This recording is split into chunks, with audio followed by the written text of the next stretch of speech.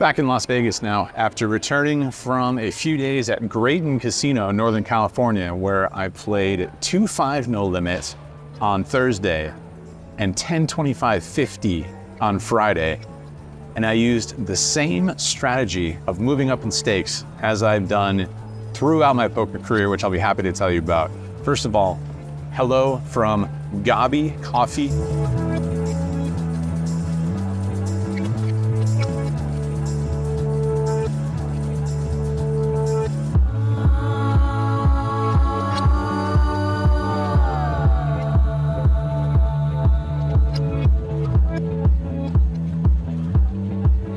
When my wife Boosie and I are not hanging out in the Arts District in downtown Las Vegas, chances are you'll find us in Chinatown because, look, I went with the sea salt iced coffee with caramel, 20-ounce cheers. All right, I got some 2-5 hands to share with you guys from a meetup game. Happy to dive into those first before talking about a few hands from a somewhat crazy 10-25-50 no limits Texas Hold'em session that happened the following day. Meetup game is underway, 2-5 no limit is underway. Let's check out some hands. This is the second hand off of the deck as we are dealt into the poker here in the Graton Casino poker room. We looked at pocket sixes. I'm raising. I make it $20 to go. Pulls around the button, who puts in a 3-bet. He wants to play for more. He makes it $80 to go. Pulls back to me. Did we go all the way to Northern California to fold pocket sixes to a 3-bet? Obviously not. I make the call. Flop comes down with 2 overcards to the pocket pair. We check. He bets something. I want to say $90. Think that's correct. Did we come all the way to Northern California to fold pocket sixes with 2 overcards on the flop? You bet your ass we do. We are going to have to let the pocket sixes go. I'm going to sip my iced coffee, move on to the next hand. The sea salt foam. Straddles on in this hand, and action folds around to a player in late position who raises it up to $30. Over to us in the small blind now, looking down at a premium hand.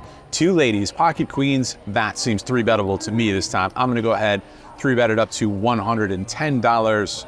And back over to the initial raiser in late position, who wants to play for even more money. He puts in a 4-bet here, up to $340 to go. Pretty strong, but this is Northern California, and we've got ourselves the 3rd best hand ever created, so of course we're going nowhere. I toss in the call, and we are heads up to a flop. Jack 10 for rainbow, so good news, bad news. We're still ahead of Ace King, which is gonna make up a decent portion of his range, but we are losing 2 of the other most obvious big/medium pairs that we could put in a 4-bet. Pocket jacks, pocket 10s now make a set.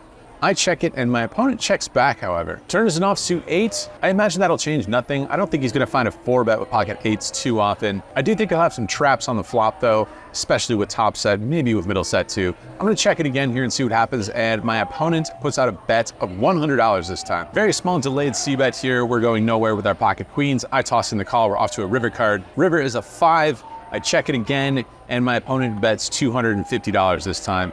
I think that's a fair price. I don't know if we're gonna be able to do too much about it. Is he gonna have some bluffs here? Sometimes, gotta imagine so. Is he gonna have us beat sometimes? For sure, but the price is just too good. $250 into a pot of this size, he's getting paid. I toss in the call, and we get shown bad news. Pocket kings again. These guys, they seem to always have pocket kings. I seem to have a worse pocket pair all the time as well. Not sure how rigged this game is. Feels quite rigged so far. Not really, just joking, but not a great start.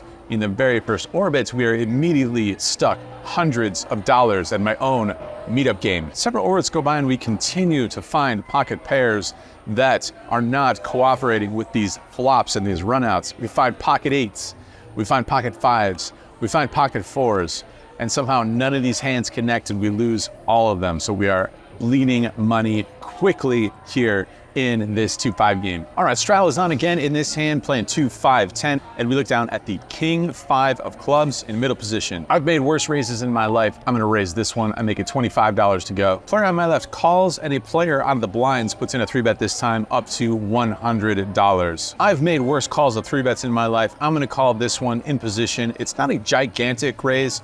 Granted, we're not super deep in this point, considering this is a $1,500 2-5 max buy-in game, but it's a meetup game, which gives me every excuse in the world to call with my King 5 suited. Player on my left folds, and we are heads up to a flop. Jack 7 deuce with 2 diamonds gives us basically no hope in this hand. My opponent does check it, I'm going to check this one back, investing no additional money at this time. Offsuit 8 on the turn. Again, my opponent checks. Maybe this board is a little bit better for me than it is for him.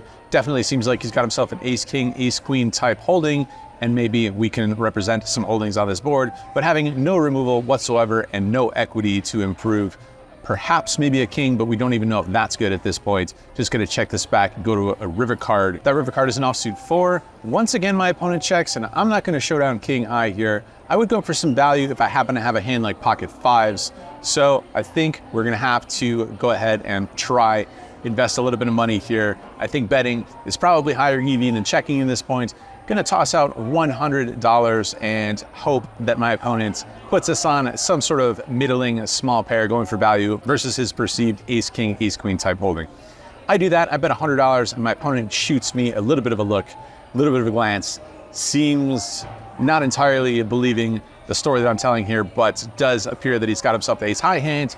He decides to let that hand go, and I think this might be the first hand that I've ever won in Northern California in my life. At least it feels that way. Finally, we drag a pot here. We had to bluff with king high on the river to get it done, but we drag in a pot nonetheless. In this next hand, yours truly has the straddle on. Once again, 1, 2, 5, 10. Player on my direct left attempts to raise to $15. Of course, that's not going to fly with a $10 straddle on. So the dealer says he is now forced to limp it in. Players who are left to act behind, it sort of creates an interesting dynamic because if they're going to raise, chances are you should be pretty strong with the player who wanted to raise from under the gun. So that's the situation when there's 3 limpers before the small blind puts in a raise. He bumps it up to $70 out of the small blind, and we look down at ace queen offsuit in the straddle spot. Very tricky spot because, again, we have the player on my direct left who wanted to raise initially, and that was sort of like widely acknowledged amongst the whole table. And we have the small blind putting in a significant raise. So not exactly sure what is the best with all that stuff going on. I decided the flat call, and the player who was on my direct left, he folds. He now folds his hand, which I did not expect, but that's what happens. And the second limper makes the call. So we're going 3 ways to a flop here. Flop goes down queen 6 deuce with 2 diamonds, and now the small blind checks it. Feeling pretty good about my hands here. Top pair, top kicker. I'm gonna wager something. I choose $75 to wager. That player who limp called pre-flop, he makes the call, and the player in the small blind now check raises.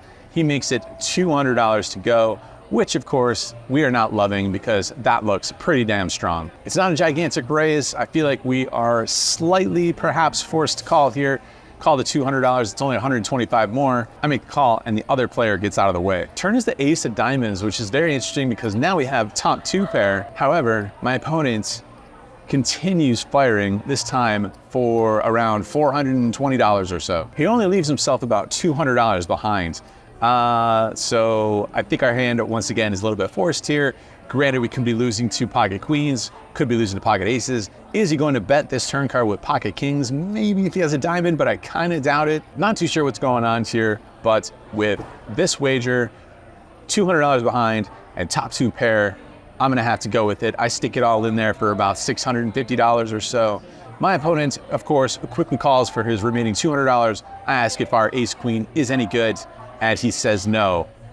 Granted, it is good for half the pot because my opponent also has ace queen. We're chopping this one up. Seems like it's tough to win hands here in Northern California so far. Finding some not great situations. Finally, it looks like we might have ourselves favorable situations with top 2 pair, but best we can do is chop. We do profit a little bit. We have the third player in there who made it to the flop and called it $75, so it is a slight profit. We'll take what we can get. All right, next hand, I find the queen 9 offsuit, decide to raise it because why not? No straddle on and make it $20 to go. 3 callers, 4 ways to a flop. We flop open-ended on Jack 10-7 rainbow. 1 check, very connected boards here. I'm gonna fire with my open-ender plus overcard. I make it $25 to go. Only the player in the big blind makes the call. Heads up to a turn card, which is absolute gin. Finally, find a favorable looking situation. Turn is an offsuit 8. Even more interesting is that my opponent decides to lead out on this card, betting $55. We're not super deep here, so I think putting in the flat call makes reasonable sense. Should be able to get plenty of money in on later streets. I put in the call, we're off to a river card, which doesn't change anything. It's a total brick. Now he leads out for $105. That is good news. We're gonna raise here, and that raise size is going to be all of it because my opponent has somewhere in the neighborhood of $500 effective. Go ahead, jam all in, and my opponent says, well, if you got it, if you got queen 9, you got it, I call. And that is great news because we do in fact have the queen 9 as mentioned. We are coolering the 8-9 offsuit that flops us straight, and we find a magic 8 on the turn, which is a pretty sick situation for him. Flops the nuts and runs into the nuts on the turn when he had the 8 in his hand. Pretty unlucky spot there for him. We will take it. We will find the uptick here in this hand. In this next hand, we open the Jack 9 offsuit in the cutoff spot. As you can see, I am playing a very wide range here in these meetup games. If you are a frequent viewer of the Andrew Neeme channel, you have certainly seen other videos from other meetup games, and this should be no shock to you. Playing a very wide range of meetup games, trying to give action and have an enjoyable evening of cards here with some fellow vlog watchers. I make it $20 to go. All this helps to explain how after the button puts in a 3-bet up to $80, we continue with our Jack 9 offsuit. I make the call of the 3-bet, we go heads up to a flop. Queen, Queen, 8. I check, my opponent bets $75. Could do some things here. Any option is on the table. I decide to put in the reverse float, the float from out of position. I make the call with our gut shot. Turn is the 7 of clubs, and I'll be done with it if my opponent continues wagering, but after I check it, he does not continue wagering. He goes ahead and checks it back. Happen to see a free river card, and that river card is a jack, so we improve 2 queens and jacks. I'm gonna put out a small blocker bet. I go very small here. I bet $40. I think my opponent might feel forced to call here with ace high hands, and I don't think he's gonna have a queen here too often after checking back on the turn. So if he puts in a raise, I'm gonna snap it off. It doesn't come to that though. My opponent sighs and calls for the $40. That is a correct price for him, especially considering that he has 8-7 of spades. I like to play on a him, putting in the 3-bet in position with the suited connector. Definitely good to mix those hands in occasionally, especially versus an active player such as myself. And he just runs into an exquisitely played Jack 9 offsuit from yours truly. All right, at a new table now, as per usual at the meetup games, I'm bouncing around tables every hour or so. And in this hand, I have the straddle on.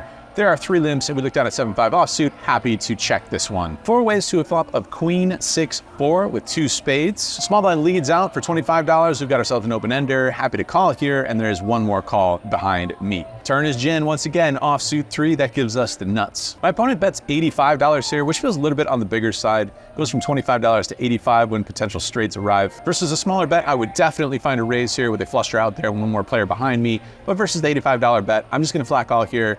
And once again, the player on my left calls. Still 3 ways here heading into the river, which is an offsuit king. Fantastic card, doesn't change too much about the board despite putting an overcard out there. Still retain the nuts here with our 7-5. Now my opponent decides to check it, and of course we're wagering. I think we can size up somewhat here. Don't need to go too massive, although I feel like that is probably GTO approved. However, in live poker, I think if you go too big, people tend to overfold. So I'm gonna try and go big, but still searching for some value, of course. I decided on a sizing of $275. Player on my left releases pretty quickly, probably had the flush draw, and the player who is in the small blind goes into the tank here for quite some time before deciding on a call. Show it down, and my opponent shows Queen 10 of hearts. Can't blame him for that one. Unblocked flush draws. Anyway, we're getting paid here, and in the later stages of this meetup game, some good things, some fun things are happening, and we're clawing our way out of the hole. All right, same table here, no straddle on. There's an early position limp. Small blind calls as well, and we're in the big blind looking down at pocket aces. Definitely gonna raise here. It goes without saying. It would be foolish not to. I'm foolish occasionally, but not all the time, and not with pocket aces in a limp pot. I'm gonna make it $25 to go here. Only the limper makes the call. Small blind gets out of the way. Heads up to 6-5-4 with 2 hearts. Not the best flop, all things considered. Don't have a backdoor flush draw. As far as a limp calling range goes, feel like this would smack it. I'm gonna check here. Seems like a good board for my opponent. And as a matter of fact, that opponent goes ahead and wagers. $25, of course we can't fold, I'm gonna call. Turn is the king of hearts, completes that front door flush draw, checking again, and this time my opponent once again bets $25 for that price, for that percentage of the pot. We're going nowhere. Once again, I make the call. Rivers and offsuit 10, shouldn't change anything. Checking, trying to get to showdown here, or perhaps picking off some various bet sizes. My opponent chooses a larger one. He bets $125 this time. Definitely not loving it. Feels like it's a value bet. Feels like he likes his hand. Not too sure how many bluffs he'll have. Maybe some, unsure. Never played with him before in my life, ever. $125. I'm gonna toss it in what you got, buddy, and my opponent shows us the 5 and deuce of hearts. That is a good hand. Pretty good flop for the 5 deuce of hearts. Good turn. Brick river. Ship that man the pot. All right, in this next hand, I have the straddle on, and there are 3 limpers before action gets over to me in the straddle spot, looking down at King Queen offsuit. Didn't come all the way from Las Vegas to Northern California to the Graton Casino to just check back Queen King offsuit after several limps in a straddle pot. So I raise it up and make it $60 to go. And only that same player from the previous hands who cracked my pocket aces with his 5 deuce makes the call. Heads up to a flop of King Jack 5 rainbow. Pretty good flop, gives us top pair, good kicker. I'm betting, I choose a size of $50. That player decides he'd like to see more cards. He makes the call. Turns the King of Clubs, second club. It does bring in a backdoor flush draw. And if I happen to have a hand like Queen 10, maybe a hand like Ace Queen, something like that, where I will have a semi bluff, I want to put max pressure on my opponents in those instances, try and get max fold equity. Along those same lines, I'm going to try and get max value with my good hands, such as strong top pairs plus. I'm going to bet $175 in this spot.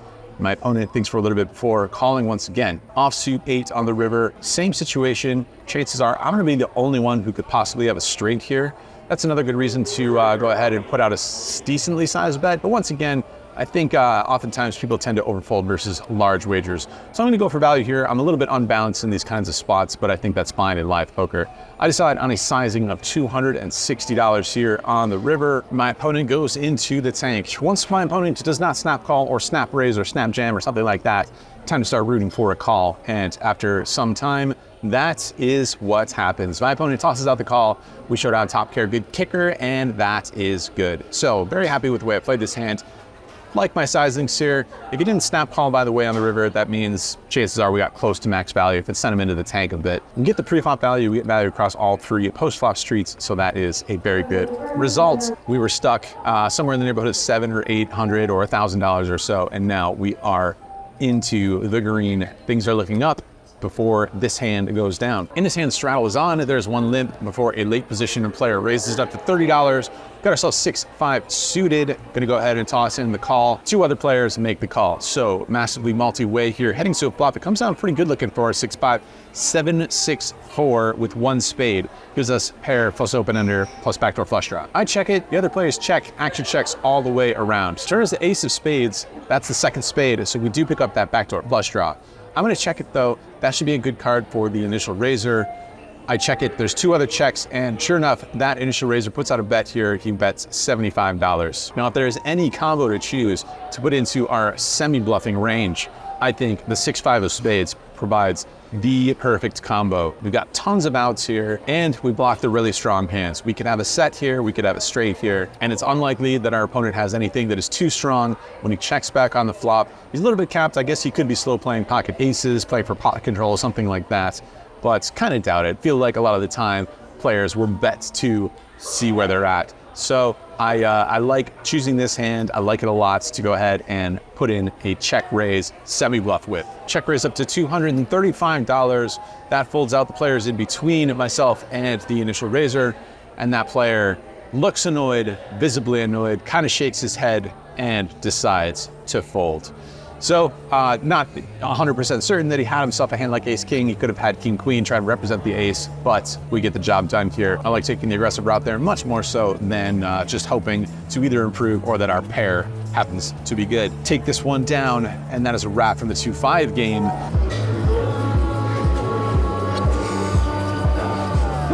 So it's usually a good sign when you can barely see over the racks of chips. In this case, I was actually in for most of this. I was in for this meetup game, in for $2,200, and I haven't counted this quite yet. I know somewhat around where it is. I'll put that tally right there. In for $2,200, out for that. It was definitely a fun one. We were stuck pretty early on that first table. Had to rebuy for $700 on top of the initial $1,500. Was stuck for most of the day, but then the last 1 or 2 tables worked out much better in my favor. So we book a small win after being stuck for most of the day, which is fantastic and always fun. Awesome crowd. I'm gonna go hang out with the folks that came out.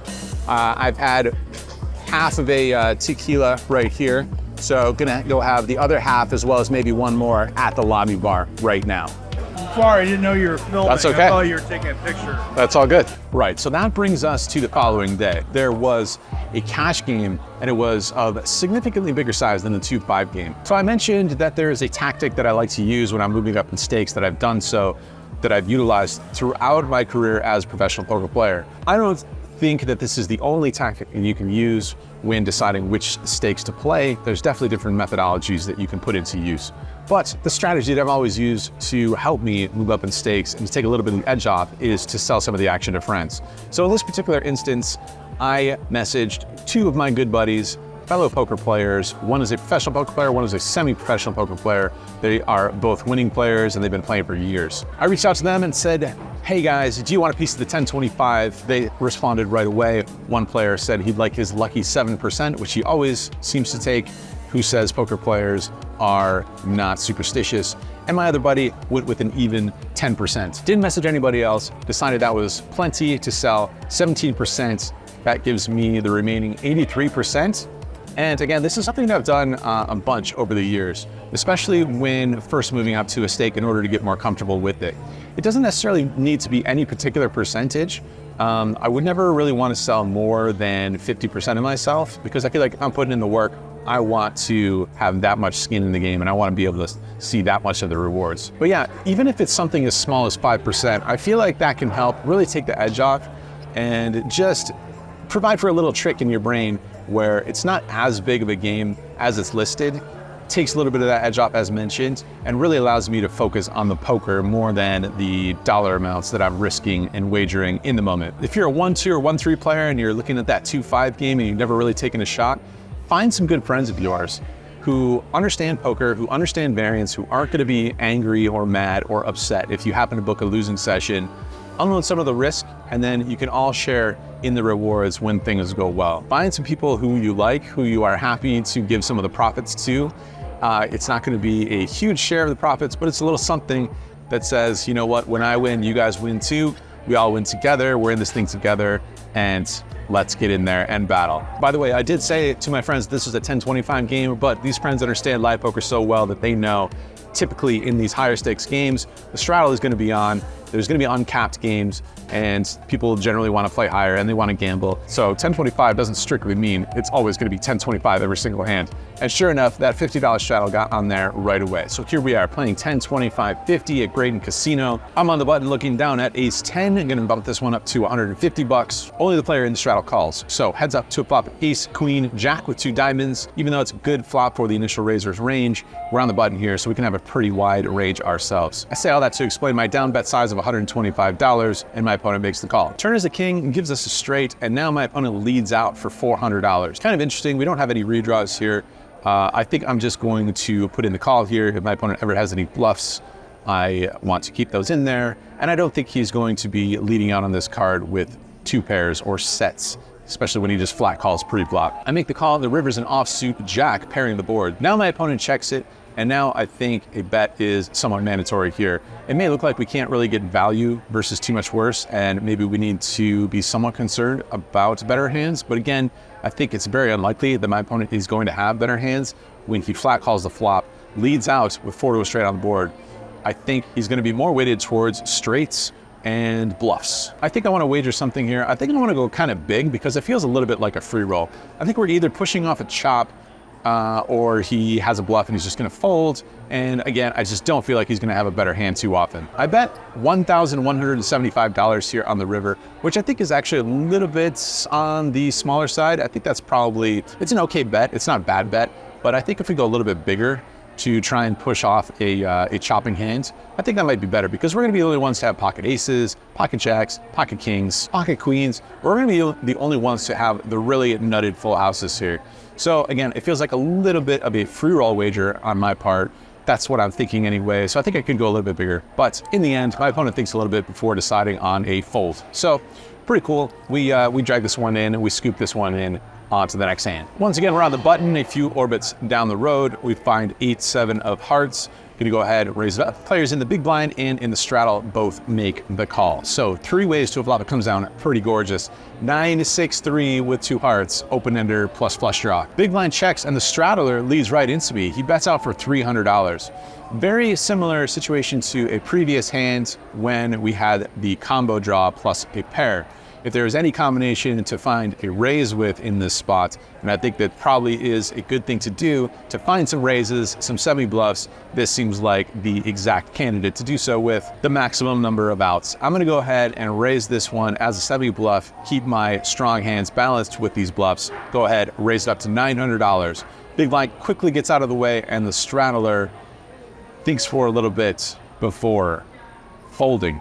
So, love to see those kinds of things happen. Take this one down with the 8 high. Anytime you can give yourself multiple ways to win hands rather than just hitting cards, that's a great result. Winning with 8 high feels good. Take it down. Playing 7-handed now. Again, still 10, 25, 50. The player under the gun goes ahead and limps in before action folds around to us in the small blind, looking down at ace, king suited. Racing up here out of position, I make it $450 to go. Maybe it could even go a little bit bigger, but that seems fine. Player in the straddle folds, and the player who limped in pre-flop makes the call. Flop comes down pretty gorgeous. Ace, king, 4 with 2 hearts. Gives us top 2 pair.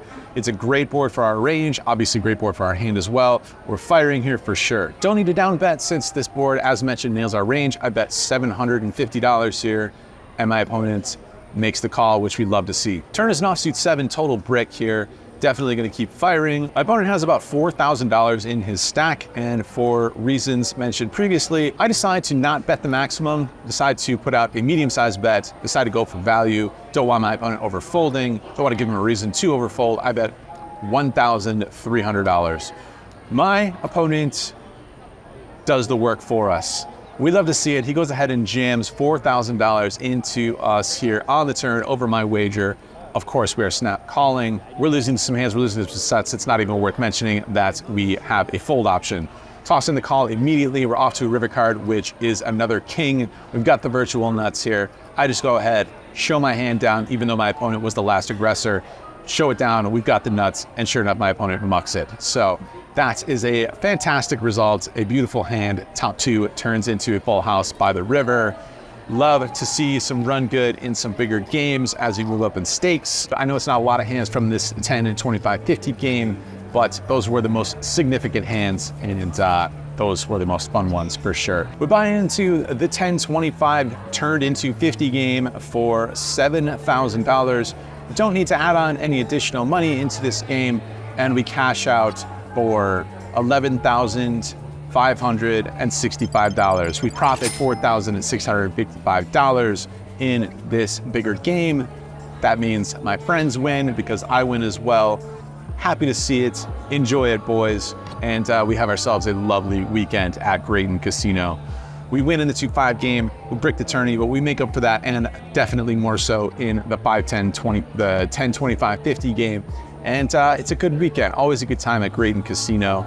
If you find yourself in Northern California, check it out. If you find yourself in Chinatown, check out Gabi Coffee and Bakery. If you find yourself looking for online poker games, you'll find me in the Pot Limit Omaha games on WPT Global. Spending lots of time there when I can. The Pot Limit Omaha games have been fantastic. You can use code Andrew. That will get you a $1,200 deposit match bonus on your first deposit. Strongly recommend getting into those PLO games with me. They are very fun, and I'm there a lot of the time. There's a giveaway happening over on Twitter. Be sure to check that out if you want to join myself on the WPT Voyage, which is running at the end of March into April of 2024. That should be a blast. I'll put a link in the description box to the giveaway that is happening. And last but not least, the Fall Mayhem series is coming up at the Lodge. I'm gonna be heading down that way. There'll be a meetup game happening. There'll be some massive streamed cash games happening, and then it'll be tournament time. The Fall Mayhem series is our big fall series at the Lodge. Should be a great one. That is it, guys. Much more poker to come, both live and online. If you're enjoying it, would love it if you would click the subscribe button. It helps me out. It helps you find more videos like this and more lovely cafes such as this beautiful one in Chinatown. Cheers, guys. See y'all very soon.